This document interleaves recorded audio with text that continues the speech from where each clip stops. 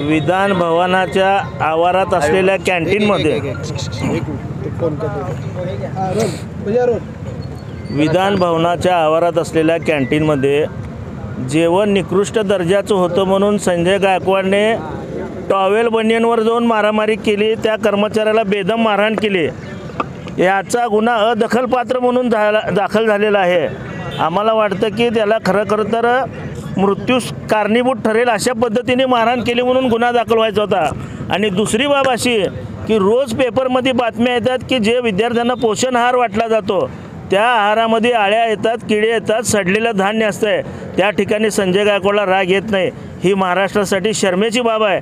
आणि अशा आमदाराला राज्यपालांनी बडतर्फ करावं अशी मागणी शिवसेना आज करत आहे। आपण आंदोलन केलंय, कशा पद्धतीचं आंदोलन? आज आंदोलन अशा पद्धतीने केलंय की या मूर्ख आमदाराला कॅन्टीन केसरी म्हणून किताब आम्ही या ठिकाणी जाहीर केलेला आहे। या महामूर्ख माणसांना कॅन्टीनमधल्या लोकांनाच मारायसाठी याचा जन्म झालेला आहे की काय असं आम्हाला वाटतं।